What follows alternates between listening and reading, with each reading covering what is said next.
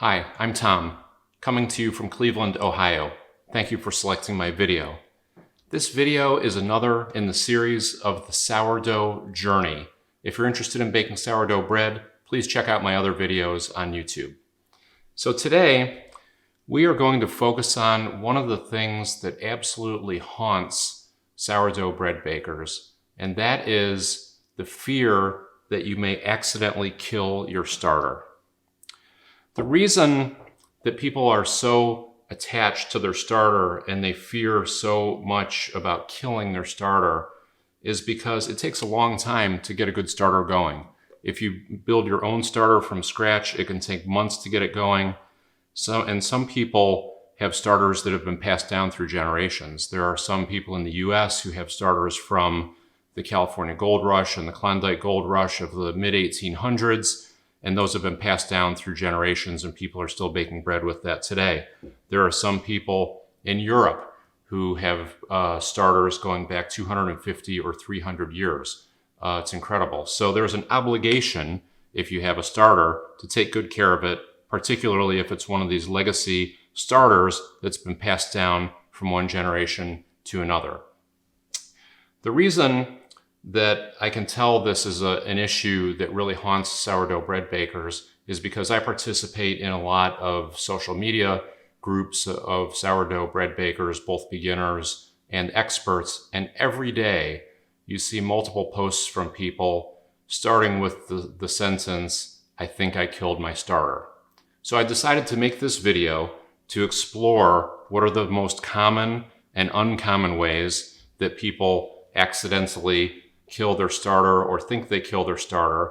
And we're going to do a series of experiments to see, is it really possible to kill the starter using those methods? Is it possible to save your starter if you get it into a compromised situation? So the purpose of this video is to run a number of experiments, and that's why I've called this video 50 Ways to Kill Your Starter.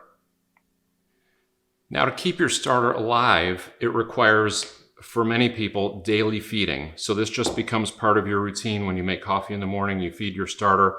And a lot of people get kind of attached to their starter. Some people think of it as their pet. Some people have names for their starters, like Jane Doe, Bradley Cooper, or my favorite, the Yeasty Boys. So people are very attached to their starter, and they definitely don't try to kill it intentionally. In this video, we are going to try to kill it intentionally, only in the interest of science. So before we get started, a few things that you should know about sourdough starter. The sourdough starter contains two primary microbes, yeast and lactic acid bacteria. An important thing to know is that these two microbes have been on the earth for 1.5 billion years. These are survivors, and these are difficult to kill. So we're going to try our best to do it, but I'm kind of betting on the starter just because it's been around a lot longer than I have.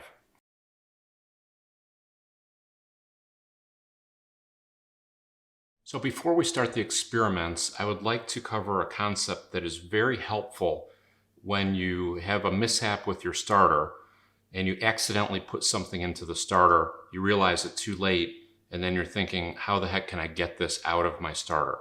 There's a trick called the 5 feeding rule. So I'll show you how this works. Let's say you fed your starter on Sunday and you put the wrong type of flour in your starter by accident. You put in gluten-free flour, you put in rye flour instead of whole wheat flour, or something that wasn't supposed to be in there, and you're trying to figure out, how can I get this flour out of my starter now? The way the 5 feeding rule works is it's based on a daily feeding of the 1-1-1 ratio. That means equal parts existing starter, equal parts water, equal parts flour. A lot of people do 50 grams of each of those per day. That's what I typically do. And you discard 2/3 of your prior day starter. You keep 1/3, and you do that each day. So the 5 feeding rule demonstrates mathematically how this works. If I put the wrong thing in my starter on Sunday, and I discard 2/3 of it on Monday, I'm down to 33% of what was in my Sunday starter. I discard 2/3 of that on Tuesday, I'm down to 11%. I discard 2/3 of that on Wednesday, I'm down to 4%. I discard 2/3 of that on Thursday, I'm down to about 1%, and I discard 2/3 of it on Friday, and I'm down to less than 1% of what was in my Sunday starter. It's hard to believe, but that's just how the math actually works. For the disbelievers, we're going to do an example here where I took my Sunday example and I filled this up 100% with blue food coloring in the water, and we're going to show this each day what happens when you discard 2/3 and add 2/3 of fresh material. So on Monday, I discard 2/3, I keep 1/3, and I add fresh water and flour. This is just an example. On Tuesday morning, I keep 1/3 of Monday. I add equal parts flour and water. On Wednesday, I keep 1/3 of Tuesday. I add equal parts flour and water. On Thursday, I keep 1/3 of Wednesday. I add equal parts flour and water. And on Friday, I keep 1/3 of Thursday. So 5 feedings later, I add 2/3 flour and water. And I have less than 1%, really 1/3 of 1% of what was in the Sunday starter is left over on Friday. So I've taken out 99.7% of what I started with 5 days ago. Let's compare this to my control sample, which is a jar of perfectly clean water. Is there a hint of blue still in there? Possibly. Almost imperceptible. If there is, and you think, I don't really want to use this in my bread baking yet because there still might be a little bit of my Sunday material in here that I'm trying to get rid of, do it for another week or 5 more days. And now I've gone from 99.7 reduction of the Sunday material to 99.97 reduction of the material that was in here on Sunday. So if you add the wrong type of water, if you add the wrong type of flour, if you accidentally put something in your starter that's not supposed to be there, 5 days it's almost gone. 10 days, there's an imperceptibly small percentage of it left.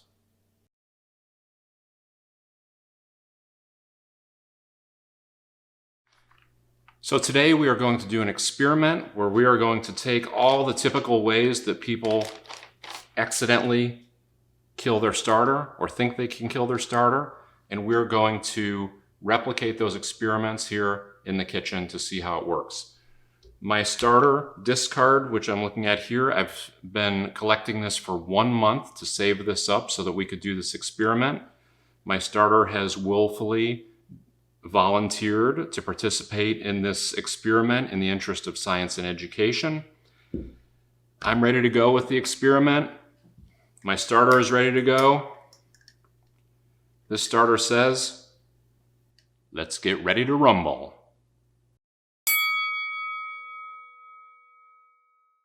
One of the most common ways people kill their starter is by preheating the oven. Preheating the oven, you say, how is that possible? So what a lot of people do is their countertop is too cool for their starter, so they'll keep it inside their oven with the light on to create a little bit warmer environment, particularly in the winter, so that your starter can have a little warm place to live. Generally recommended for your starter to be in the range of 76 to 80 degrees or so. So a lot of people will just store their starter in the oven with the light on. So I'm going to do that. I'll take my starter and put it in the oven. Everything's good. I know it's in there. I put a little Post-it note on there that says, don't touch the oven, don't preheat the oven. My starter is in the oven. People put all kinds of signs on there. Then what happens? You have to run an errand. So you quickly pack up, you run out to the store to buy some bread flour, and while you're gone, one of your kids comes home from school. And they rummage around in the freezer, and they want to make some Hot Pockets. So they go over to the oven, they ignore your Post-it note on the oven, and they set the oven to preheat to 450 degrees. So now you get back from the store, you're ready to bake your bread, and it's like, what's that smell? You see the Hot Pockets. Oh,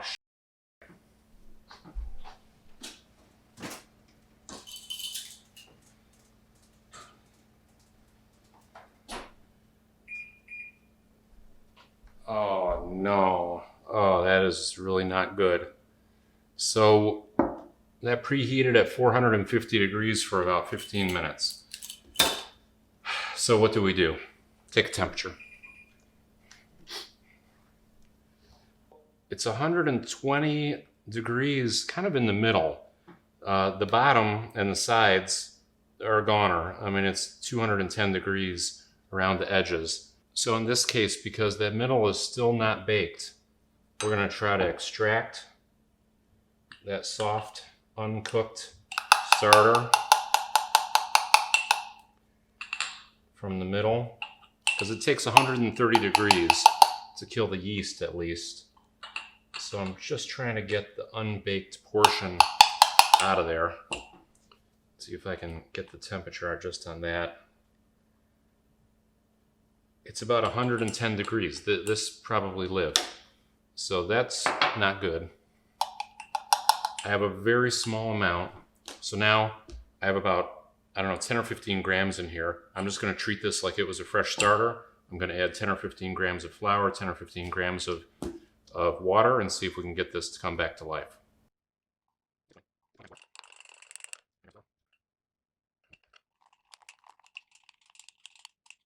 That looks pretty good.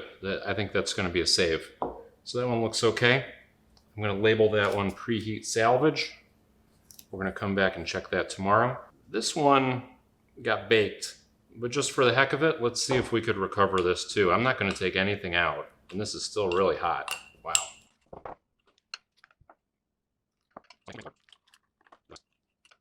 There are like huge chunks and lumps of smoking starter in there.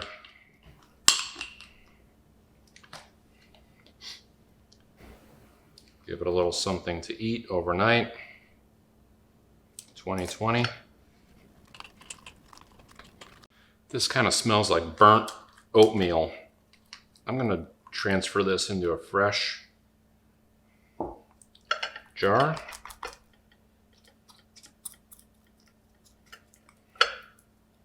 Not sure about that one. We'll give it a try, see how it looks tomorrow. So this is day 2 of our starter that we accidentally preheated. We preheated this for up to 450 degrees. We split it into 2. The first one was the gooey center that we dug out of there, and we added flour and water. That starter is back to normal, perfectly bubbly and frothy. That is a good starter, good to go. This starter says, try the broiler next time. The second sample, this was the crusty, darkest, burnt part that we preheated. This is not looking good. I'm not seeing a lot of activity here. We're going to give that one another day. It's day 3. This is our starter that we accidentally preheated, and this was the darkest, most burnt part that we tried to reactivate. This starter is alive. This is back to life. Look how beautiful that is. Full of bubbles, frothy. This starter made a comeback. This starter says, Hot Pockets? Seriously? Make the kid a loaf of bread.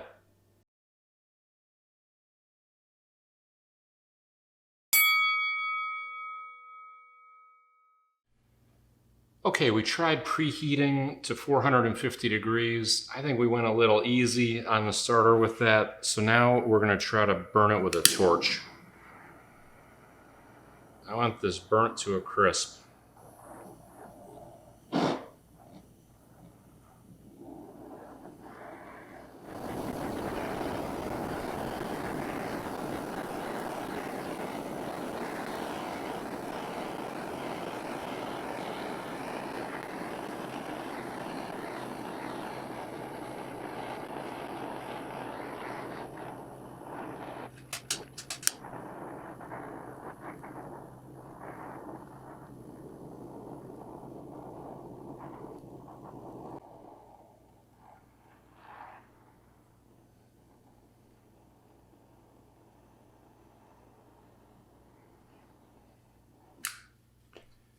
Okay, that's a burnt starter.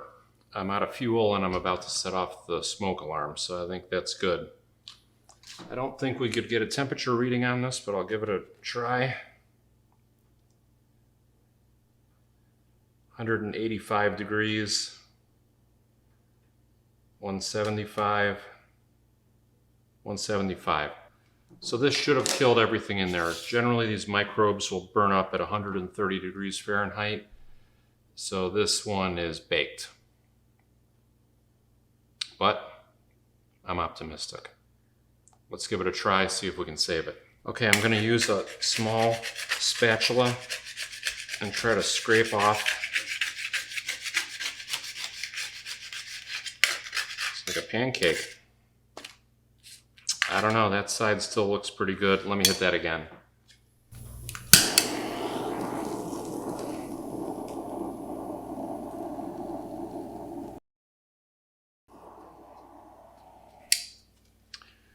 Okay, even though this side doesn't look black, all the sugars came out on the other side. That's why that side's black. This one is burnt.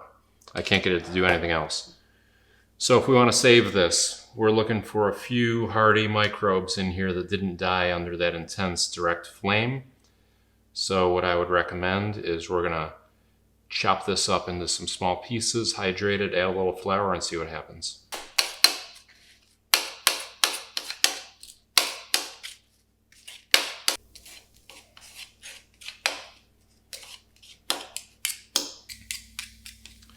Okay, I've chopped that up.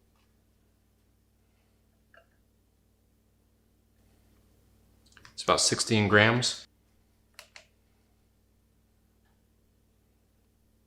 We added about 18 grams of water. This one, I'm gonna put the lid on and shake it just to try to agitate that a little bit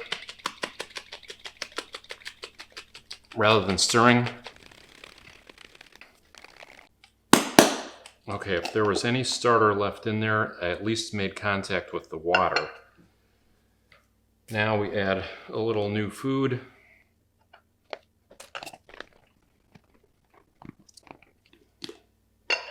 That's pretty dry. Like the other one, when you cook these, you cook a lot of the liquid out. So you might have to add more than the equal parts flour and water. We'll see what happens. I don't have high hopes for this guy. This is the starter that I burned with a torch yesterday. This is dark brown, smells like burnt oatmeal, and shows no signs of life right now. Maybe one or two bubbles in here. It's unlikely this one's gonna make it. This guy is definitely hanging by a thread in the burn unit. I'm going to add a little bit of flour and water to this just because it's so dense and burnt to see if I can try to revive that a little bit, but this guy's not looking good. Day 3, this is our starter sample that I burned with a blowtorch. This was looking horrible yesterday.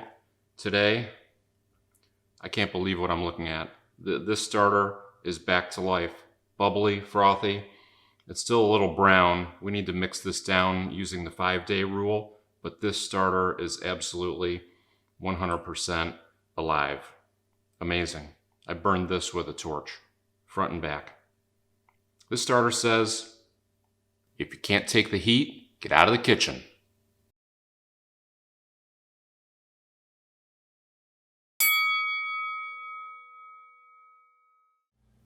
Another common way people think they kill their starter is by adding too much water.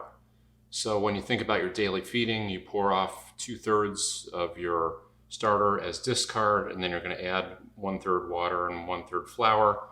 So I have my starter here. I already took out 2/3 of it. So now I'm getting ready to add my equal ratio of water. So I start pouring this in. And then all of a sudden the telephone rings, the dog's barking, something's happening. Oh, shit, now I've really done it. Oh. I just added about 7 or 8 times more water to my starter than what I was supposed to. So now what do? There are 2 options. One is there's still, most of your starter is still in the bottom down there, so I could probably pour the water off and get back down to my original starter, but that would make things too easy. What we're gonna do is actually stir this in so we can't pour it off. We're gonna make a starter milkshake. There's no way I can get that 7 times more water than I intended out of my starter. What do I do now?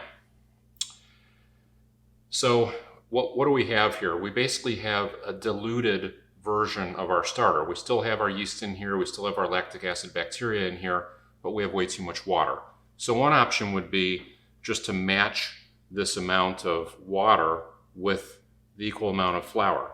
So if I added about 200 grams of water, I could just add 200 grams of flour, and I'm almost 100% certain this would work, because that's essentially what you do when you make a leaven, which is you bulk up your starter. You take a small amount of starter, you add a huge amount of water, you add a huge amount of flour. So I don't even need to test that. So what we're gonna do is say, what if I just poured off 1 day's worth of this? So I'm gonna go back down to 30 grams of this water starter mix and add that to 30 grams of my flour to see how much can you actually dilute your starter to see if it'll actually recover. So this is about a 7 to 8 times dilution. So I have my diluted starter. I have a fresh jar.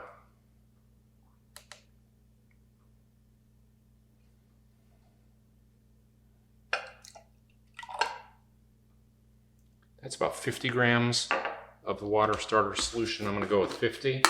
And then I'm just gonna match that with 50 grams of flour.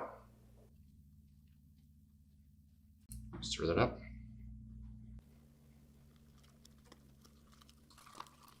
So I just mixed up equal parts flour with that slurry of my existing starter and water, which was diluted. I calculated it was actually 8 times dilution of the starter. Now I'm just going to put this on top of my refrigerator with my other starter. I'm going to label this as our potential drowning victim and see what happens tomorrow. Day 2, this was our starter that we tried to drown. We added 8 times more water to this than we normally would. That is a perfect looking starter. This starter looks just like my normal starter. Smells good, it's frothy, it's alive. This starter says, I was born when the earth was covered with water. You think you can drown me?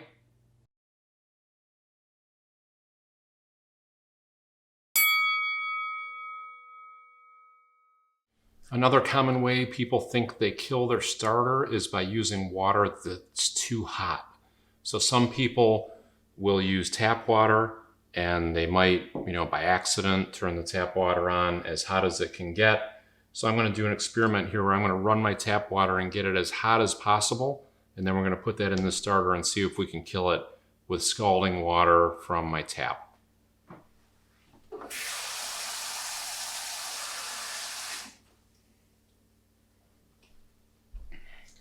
Okay, that's as hot as my tap water gets, and it is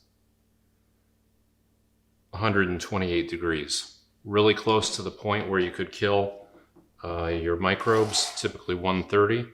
We're gonna go with 128. See if we could kill this.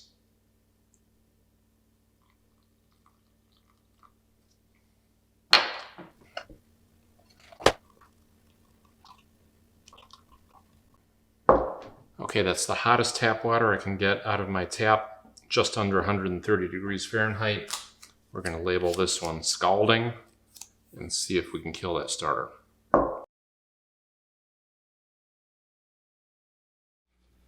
This starter we tried to kill by scalding it yesterday. I ran the tap water as hot as it would run out of my sink, 128 degrees, and normally if you get up to 130, the starter is a goner. But I'm looking in here, I see a little bit of activity. It doesn't look great, but this is definitely not dead. So that scalding water may have taken out some portion of the population. but this is showing signs of life. We're going to let this one go one more day to see if it can make a comeback. Day 3, this is our starter that we tried to kill with scalding tap water. I ran my tap water as hot as possible. On day 3, this starter is alive.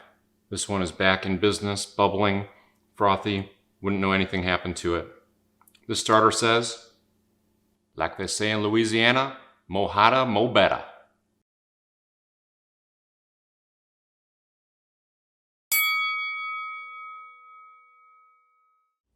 So when you're maintaining your starter, it's recommended that you keep your jar loosely covered, but not entirely sealed airtight.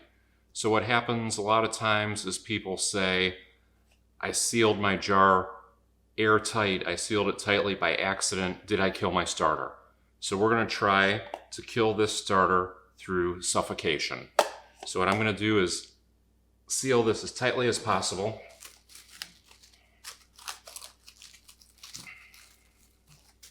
I'm going to add another layer to make sure no air gets in here. That is completely airtight. And just in case, I'm going to put this inside another airtight container. There's no way any air can get in here for that starter. We're going to see if this starter will die from suffocation.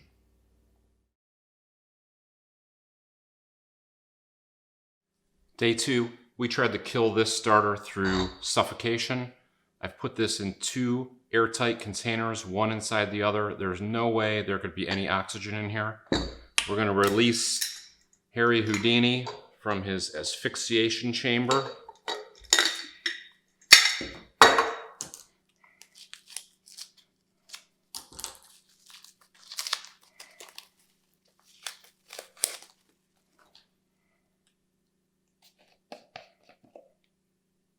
This starter lived. This starter is thriving. This starter is alive and well. If you didn't know, sourdough starter is an anaerobic reaction, which means it actually thrives in an oxygen-free environment. So this was an easy one. I knew this one was going to be fine. This starter says, I haven't needed oxygen for 1.5 billion years. I sure as hell don't need it now.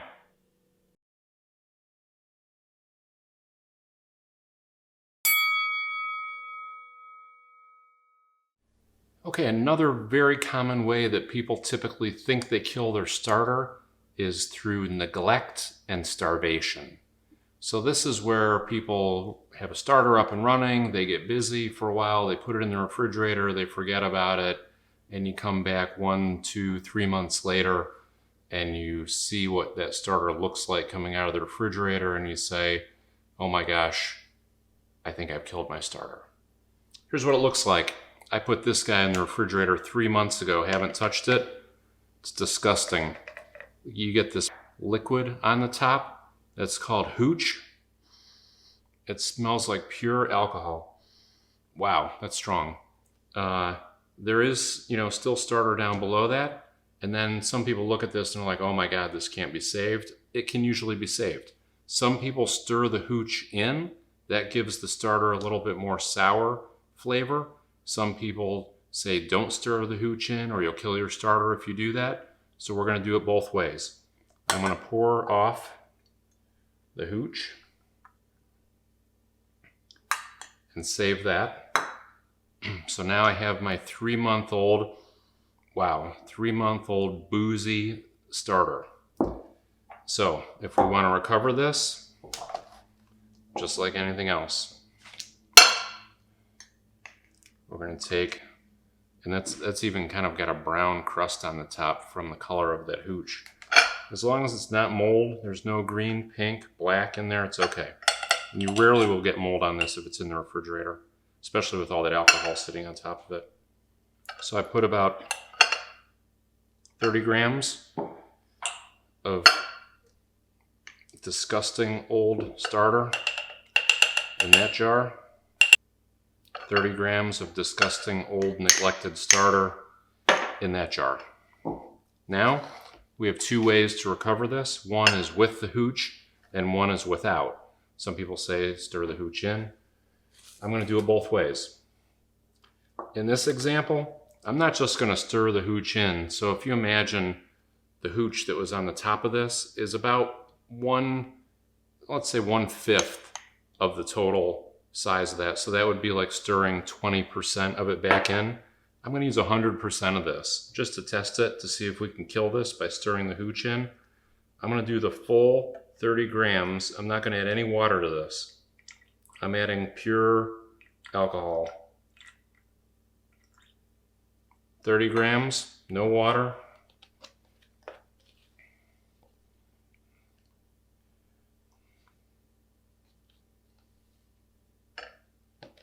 $30 grams of flour. Stir it up.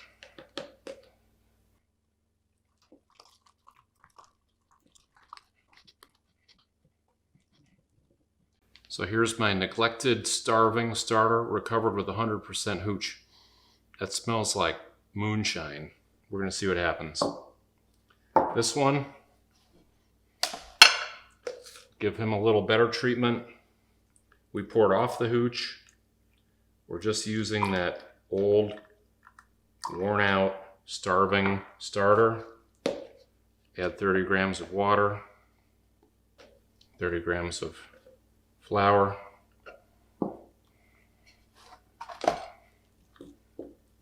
This one, pretty high odds, this one will come back. A lot of people do this. You can keep your starter in the refrigerator for a very long time. Some people have said they've kept it in the refrigerator for a year or more.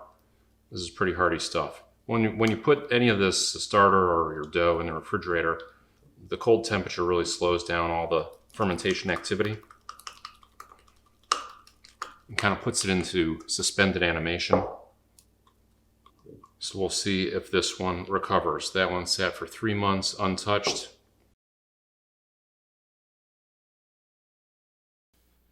This starter we tried to starve to death by leaving it unfed in the refrigerator for 3 months. When I took this thing out of the fridge, it had a 1/2 inch of hooch on the top, which was pure alcohol. The stuff looked lifeless. We split it into two separate versions. The first one, we poured off the hooch and I added fresh water and flour to bring this one back to life.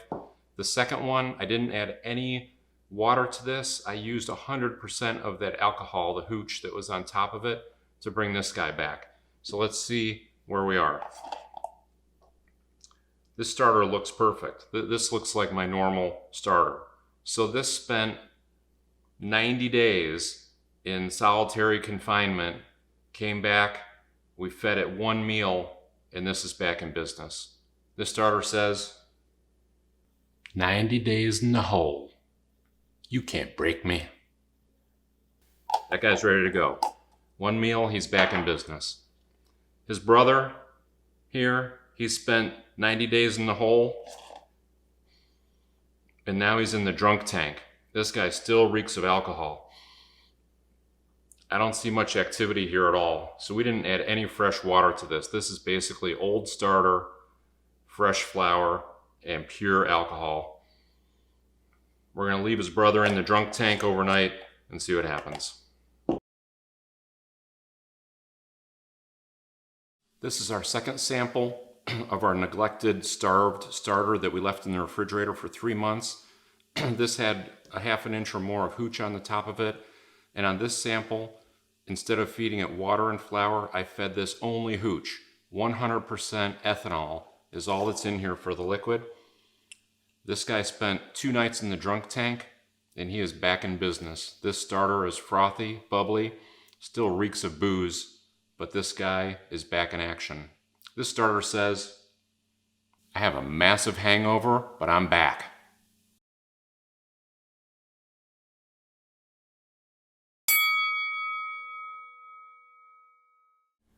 Another way people try to kill their starter is they start adding other fermented liquids to it. I don't know why people do this. Everything you need to make a starter is in the flour and water. You don't need to add anything else. People get impatient and they say, what if I added kombucha? What if I added kefir? What if I added yogurt culture? What if I added sauerkraut juice? So they look for all these other ferments and try to add those to their starter to see what'll happen. I don't know why. I don't agree with any of that, but we're going to try it. And I'm going to add all of them. We're going to add some pickle juice. We're going to add some cultured yogurt. We're going to add some whey from some cottage cheese, and we're going to add some kombucha. We're going to put it all in here and see if we can kill our starter by putting 4 types of other ferments in it. So here we go. I have my existing starter. I added equal parts flour, and now I need equal parts liquid. So I'm going to pick from all these any crazy liquid I can find. A little pickle juice. This isn't actually fermented. It's really just vinegar, but we're going to use that anyways. And I need to get 30 grams in here of all these different things to be able to equal my flour. Okay, so we put some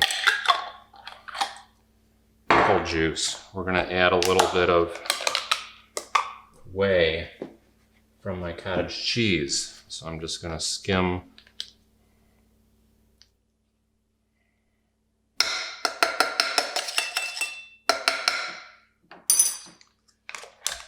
We're going to add a little yogurt culture.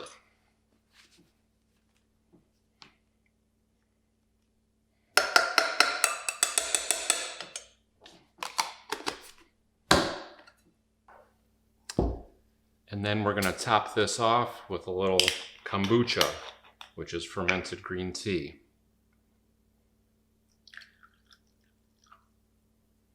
There we are. I have 30 grams of various completely unnecessary ferments that I'm going to add to my perfectly good starter. So I have my starter and my flour. This smells disgusting.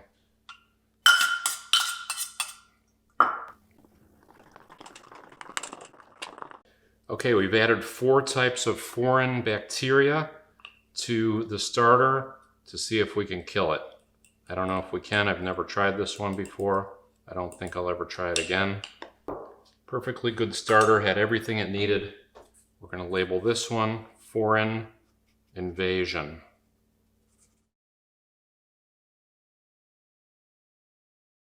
So this is day 2 of our Foreign Invasion starter. This is where we added whey, yogurt, pickle juice, and kombucha, 4 different ferments into this to try to mess up this fermentation. This starter looks great. This starter looks like a normal starter. Smells a little bit like dill pickles, but that's a good looking starter. This starter says, all ferments are welcome here. You got to do a little better than that.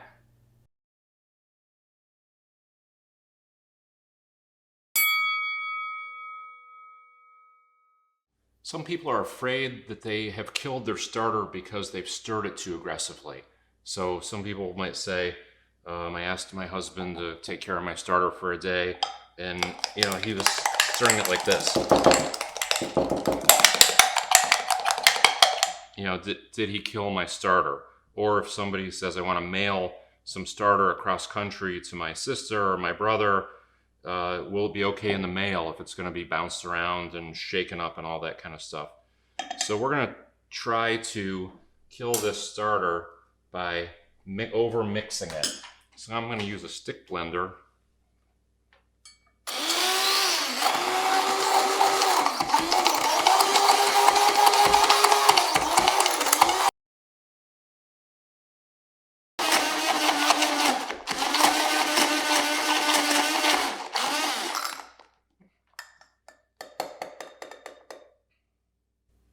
Okay, I really mixed that up. We're going to see how this starter does after being mixed with a stick blender.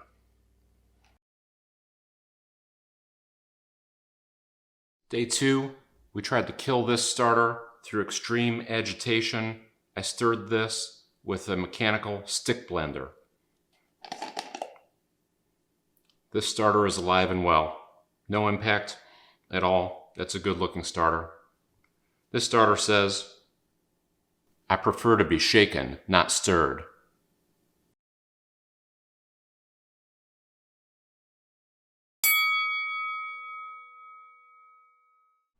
Another way people accidentally kill their starter is they add the wrong flour. And you say, how does this happen? How do you add the wrong flour? You know, it's morning, you haven't had your coffee yet, you're a little groggy, you grab something out of the pantry that kind of looks like flour. It's like, I don't know what time it is. I put my flour and I stir it up, and then I say, okay, oh, gluten-free flour. This is millet flour, rice flour, tapioca starch, and xanthan gum. I think I killed my starter. I don't believe it. I think we can save this one. We'll do the 5-day feeding. If you remember, if you feed this 5 times, by the 5th day, 1% of this remains. So let's see how this one looks. We'll check on this one each day. It's day 2. This is the starter. We fed the wrong flour. I accidentally put in gluten-free flour, which was a combination of tapioca starch, millet flour, rice flour, and xanthan gum. This starter looks pretty good. It's bubbling. It's definitely alive. So we would mix this down over the 5 days using the 5-day rule. By the 5th day, there will be less than 1% of the gluten-free flour in the starter. So this one is a keeper. This definitely worked. This starter says, xanthan gum? Seriously? You fed me xanthan gum?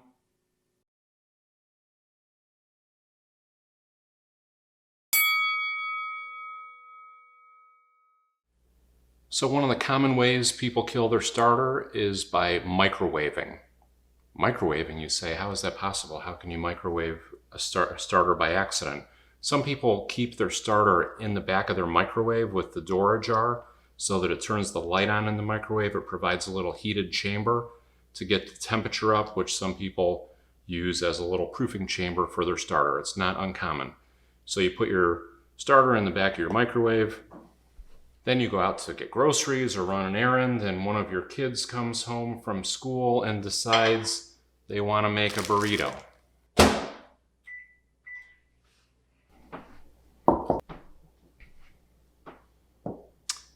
So this microwaved for 2 minutes. So your kid has a microwaved burrito, and you now have a microwaved sourdough starter. That's pretty hot. That does not look too good. First thing you want to do is take the temperature and see what the internal temperature of your starter got up to. 203 degrees. That's not looking good. 130 degrees Fahrenheit will generally kill yeast and other microbes. So just based on the heat, this looks like it might be a goner. I'm just going to check this back corner where there's a little more liquid. Oh, down in the back corner, it's 132 degrees. It's right at the point. 129 degrees. It's right in the ballpark where this might be salvageable. So I need to cool this down. I'm going to put this into the freezer and try to cool it as quickly as possible. And while I wait for that to cool, I'm going to eat a burrito.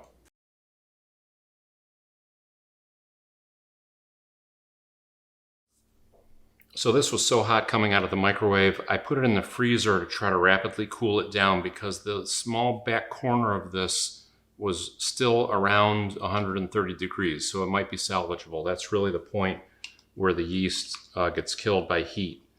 So I'm going to try to get this out. Okay, so what do I look for? There's a tiny bit of dough still in that bottom corner that looks okay. It didn't turn brown and it looks somewhat liquid. And there's a little bit of starter around the bottom here that looks like it didn't fully cook. It's a tiny amount. So we're going to perform a little surgery here and see if this patient can be saved.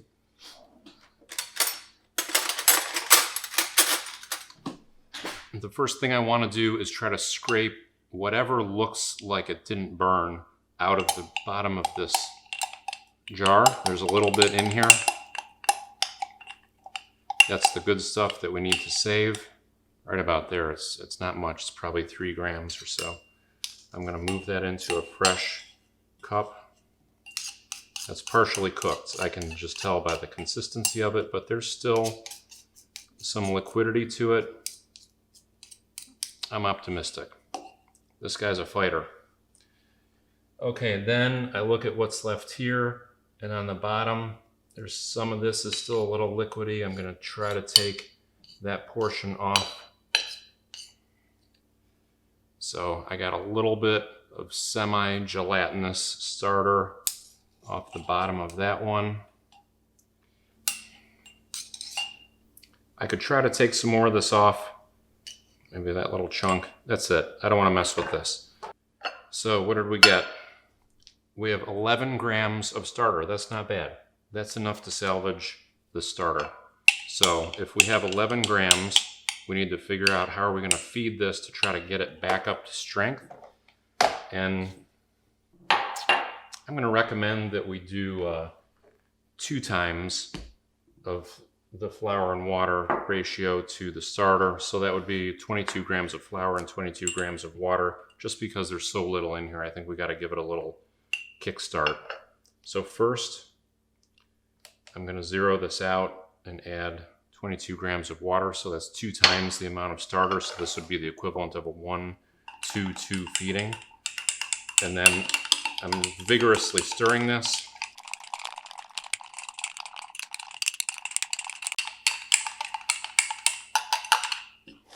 I try to dissolve all the starter into the liquid, and if you look in that jar, there are bubbles in there. That's a great sign. That means it's alive.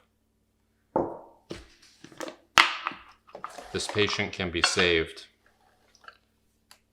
So now we add 22 grams of flour. 22.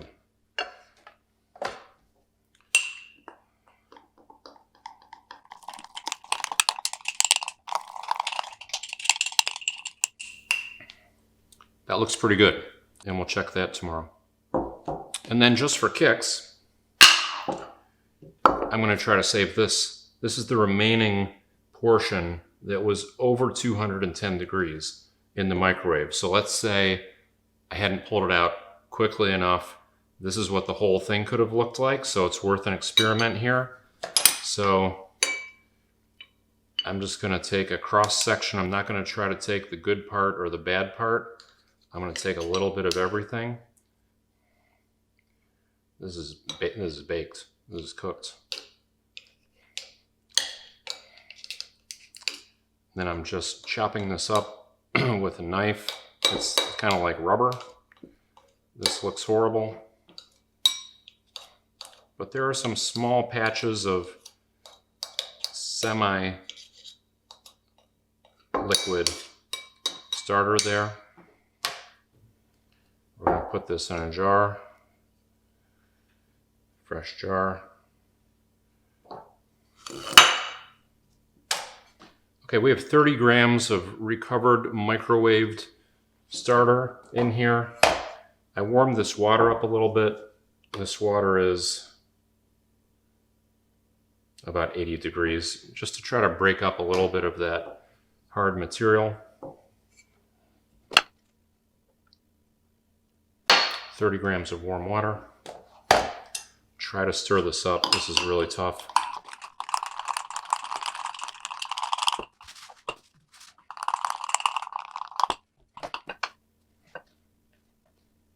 $30 grams of flour. So because I had 30 grams of the remaining starter, I added 30 grams of water, 30 grams of flour. I'm just trying to keep 1-1-1 ratio in general with whatever we're able to salvage. Now this looks really dry, so I have to add more water because a lot of that water boiled off in the microwave. So you get a sense for if you have to add a little bit more to get it back up to the pasty consistency. I mean, my starter, when I do a 1-1-1 feeding ratio, it's pretty thick. You can turn it upside down, it won't come out. That's the test I use for the consistency that I want. Okay, this was microwaved badly. I'm going to mark that one, and we'll check on that tomorrow.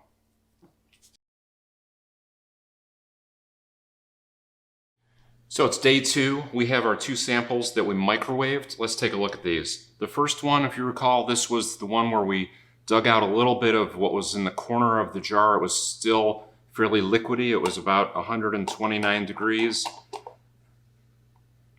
That's a perfectly good starter. That came back in 1 day. We didn't even make a dent in that one. This starter says, I survived a nuclear blast. You think you can burn me up in your little microwave?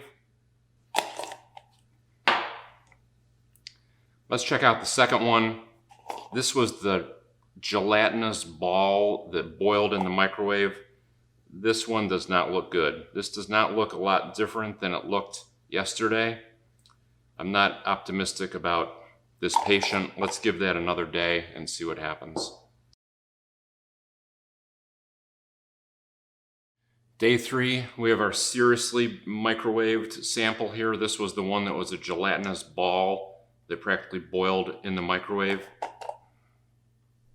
Take a look at this on day 3. This one is back in business. This starter survived in the microwave. The starter says, I hope you enjoyed the burrito. I did.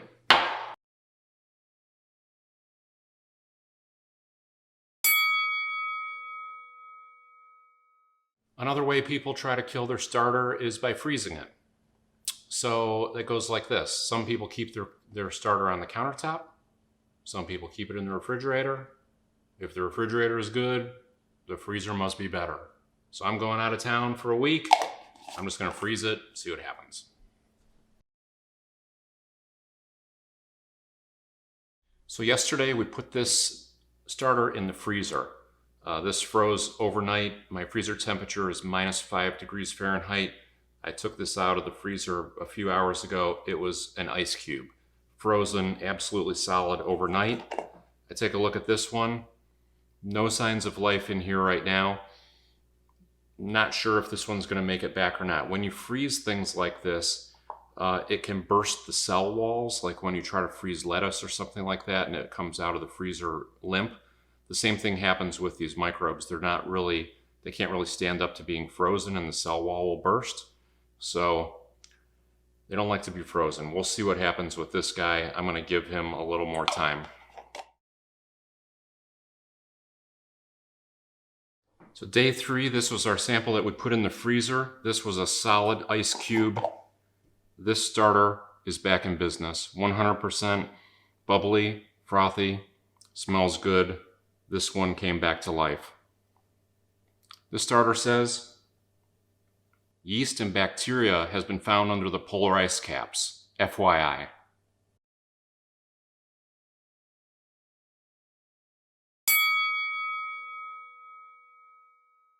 Some people say you need to keep your starter in a dark place and keep it out of direct sunlight because the UV rays can kill the microbes in your starter. So we're going to try to kill this starter by putting it in direct sunlight for about, 14 hours today.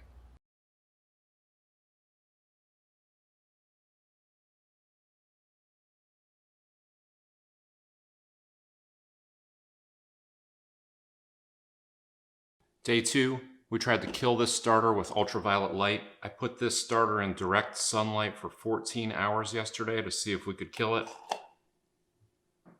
This starter is alive and well. This starter says, UV rays?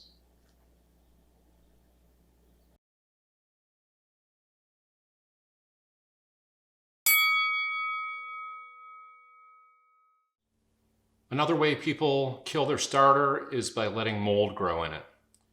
Now, mold is not something you can mess around with. If you have your starter going and you see anything growing that is green, pink, black, and fuzzy, that's mold and it is game over. There is no way to salvage that. Some people will see a little spot of mold on the top of their starter and they think they could scoop it out with a spoon and everything will be fine. You can go on the internet and learn about this. When you see that mold on the top of your starter, there are roots or tendrils from that mold that go all the way down into the bottom of your starter. So do not try to scoop it off. Don't try to scrape it off. if you visibly see or just smell mold in your starter, it's all over. Pitch it. So what happens? People say, oh my gosh, I think I killed my starter. I let it get moldy. If you maintain your starter properly, it won't grow mold in it, because the chemicals that are created in the lactic acid bacteria and the yeast will resist the creation of mold. This is why these things have been on Earth for 1.5 billion years. They create an environment that keeps other bacteria and other fungus and other microbes out of it. So a perfectly balanced starter should not grow mold in it, even if you're in a, I'd say, mold-rich environment. It naturally repels it. But what people do is they don't keep a clean jar. They let all kinds of garbage accumulate all around the edges, and then the strength of that symbiotic relationship of the lactic acid bacteria and the yeast starts to break down because it's all crusty and old, and it starts to get dehydrated, and that's where the mold will attach itself and start. So we're going to try to grow mold in these 3 jars and try to kill the starter. The first thing I'll do is I'm going to create a control test. So this one will be a clean, pristine starter that I'm going to put in the same location as the other ones. But this one, theoretically, should not grow mold if this is a strong starter.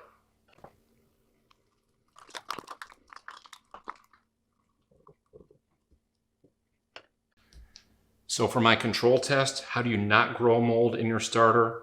You use the appropriate ratio of ingredients, so it's not too wet, it's not too dry. You scrape down the sides as well as you can. Try to get all that stuff off the inside edges of the jar, because that's where the mold will attach itself. You want everything down there in that swimming pool of your lactic acid bacteria and yeast, because the mold can't live down there. Then you want to really clean the rim of your glass jar, because the mold will also like that. And then we're going to store this covered loosely. So I put the cover on, then I back it off 1/2 turn like this. So put it on, back it off.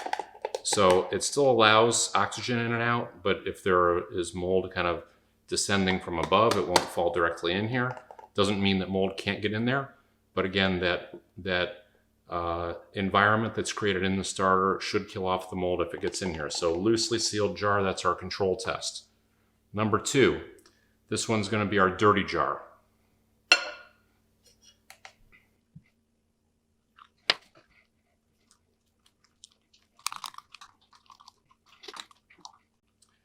So with this one, I'm creating a dirty jar. I'm not scraping the sides down, I'm scraping the sides up. I'm putting a little starter around the collar here, because this is what some people's jars look like. And then they say, oh my gosh, how did my starter get mold in it? This is basically a way to attract mold. So this is going to be dirty jar number 2.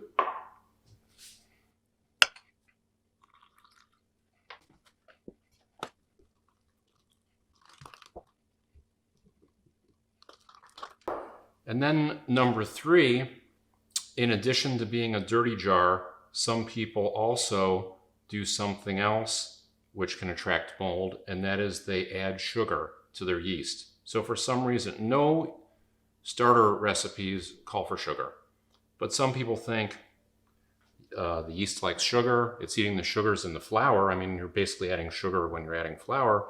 Maybe I could just add some more sugar to it, which will make it go faster and make the yeast happier.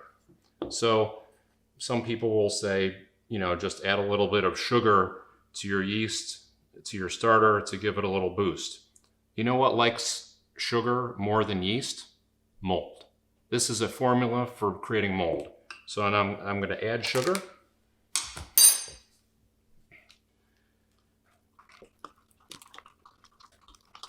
I leave the sides of my jar a sloppy mess. I leave the rim of my jar crusty. And you know what?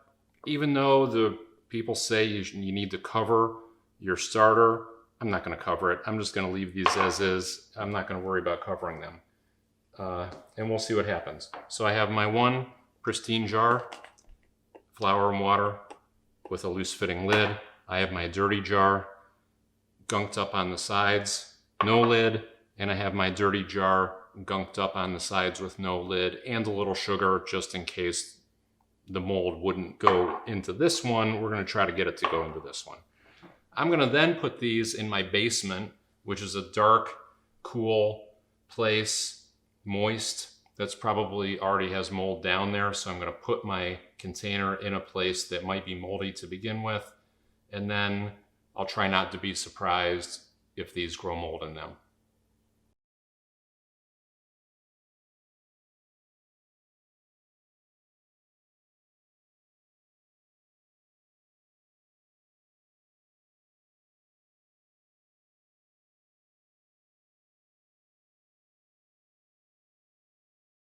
So it took a little while, but we finally got some mold growth. My first jar, this is my control jar, clean, pristine jar with the cover, no mold. This is still perfectly fine starter.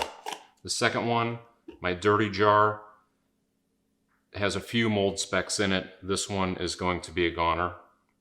Third one, the dirty jar with a little added sugar, just to attract more mold, is covered with mold. This is disgusting. We got to throw that out. When you get mold in your starter, you have to get rid of it. There's no way to save it. Don't try to scoop off the mold. Don't think that you can do anything with it. Once the mold is in that culture, it's gone, and you absolutely do not want to use that anymore. So it took a little longer than expected, but we did have the predictable outcome that it is possible to grow mold in a dirty jar, especially when you add sugar. And once you get mold in your starter, it is a goner for human consumption. The starter is actually still alive. I mean, I actually didn't kill this.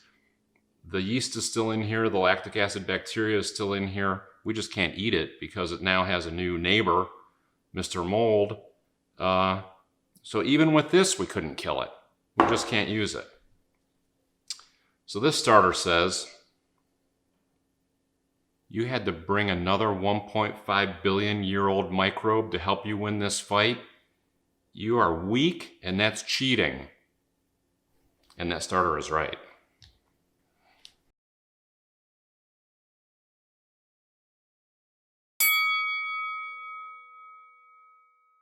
Another common way that people think they kill their starter is by using chlorinated tap water. Now, I do not recommend using chlorinated tap water in your starter or your bread dough because it can definitely slow down the growth of your microbes and the microbial activity.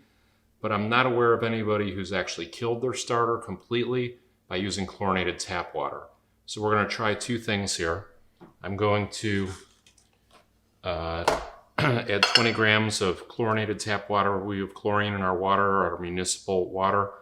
I always use filtered water when I'm baking, but this time I took it right out of the tap. I'm going to add this to my starter.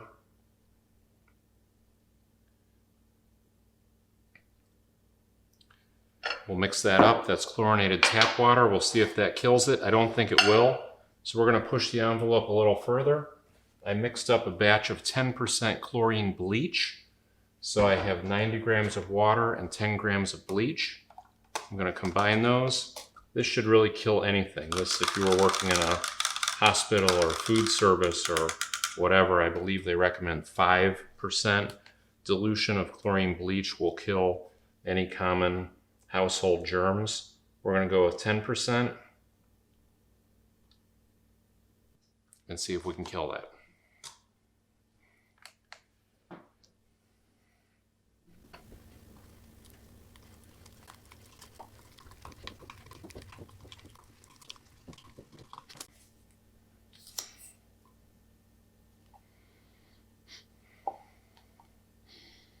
That smells like bleach. That's stronger than like swimming pool water. I don't think that guy's going to make it, but we'll see.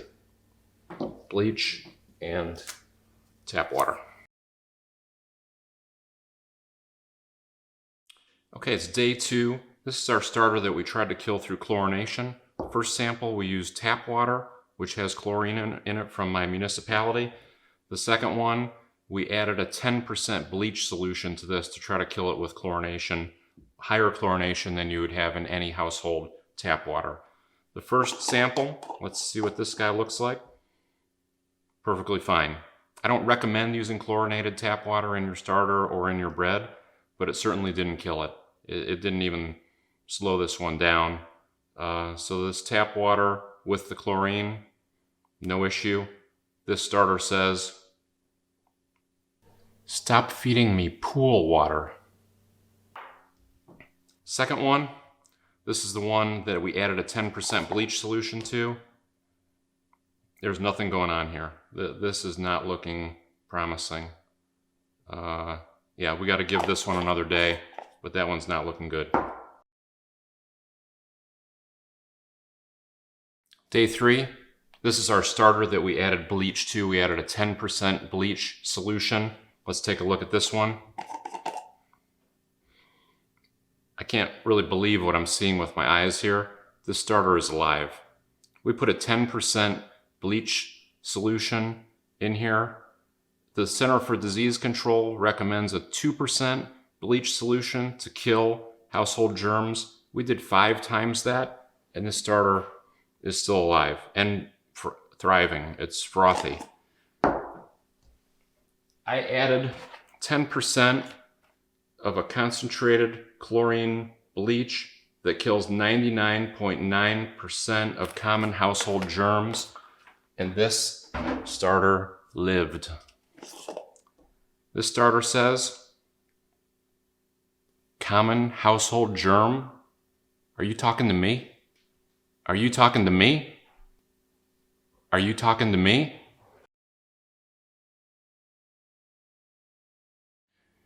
So we haven't made it to 50 yet. I'm out. I'm done. You can't kill this thing. We tried so many different, I tried every way I could think of to kill this stuff. I did 20 different samples. I burned this with a blowtorch. I added bleach to it. I don't know what else I can do. I mean, seriously, I don't know how to kill this starter. I'm done. I'm tapping out. I'm throwing in the towel. It's over. He wins. I'm done. That's it.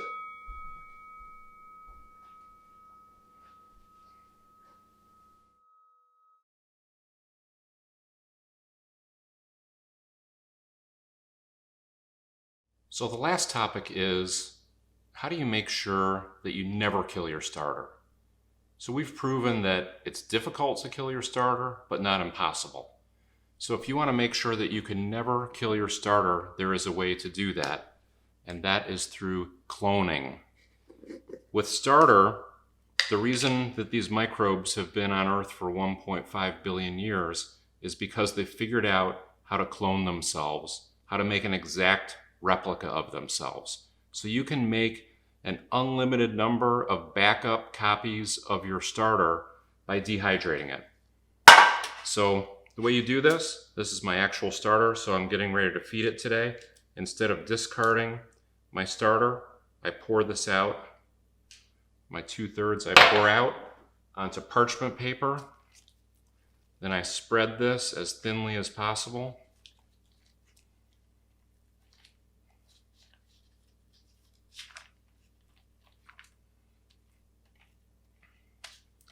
And then I just leave this out on the counter, and it will dry out in about 2 days, completely dry. You don't have to put it in the oven, you don't have to put it in a food dehydrator. You certainly could do that.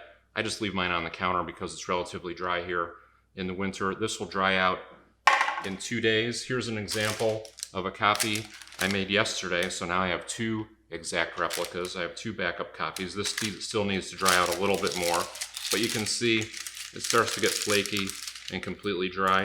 This is an exact copy of my starter. And then after this is completely dried up, then it looks like this. I made this copy of my starter on January 17th, so that was about 3.5 months ago. I keep this in my pantry. This is an exact replica of my starter. This will keep for a very long time. You might ask, how long is a very long time? I don't know the exact answer to that, but what I can tell you is that they recently found some dried starter in Egypt that was 4,500 years old. They added water to it, rehydrated it, and baked bread from 4,500-year-old starter. Will this starter last 4,500 years? I'm not sure, but that's why I put the date on it. in case somebody finds this, they'll know how old it is. So I highly recommend make a copy of your starter, save it in a separate place, and then you can never actually kill your starter because you've just immortalized it. So when I had the idea for this video project, I really thought it was going to be easy to kill maybe a half dozen of these based on the different methods that I had heard people talk about or things that I expected. I had absolutely zero expectation that I would not have been able to kill any of these starters. If you had asked me to put odds on that, I would have said it would be impossible for all of these starters to live through what we put them through. So this has been an educational, fun, fascinating, and humbling experience to learn that these little microbes are actually pretty hardy. And that's the reason they've been around as long as they have. So I'm gonna thank my little starter guys. They did a great job. I'll thank their mother. This is where they all came from. And actually the grandmother, which is my original starter that I'll make hundreds and hundreds of loaves of bread out of. So I'm going to try to save as many of these as I can. The good ones that I didn't add anything funky to, I can dehydrate those like we showed in the video, and I could share those with other people. The ones that have some odd additives in them, I could either blend those down using the 5 feeding rule, but things like the moldy ones, the bleach, things that I definitely can't use going forward, I'm going to add those to my garden compost bin where they will thrive and survive out in the wild. And they won't die either. Literally all of these starters are essentially immortalized one way or another through dehydration use or adding them out into the compost and releasing them into the wild. So thank you for watching this video. I had a blast making it. Let me just see if the starter has any final comments. The starter says, "I'd like to thank the Academy of Motion Picture Arts and Sciences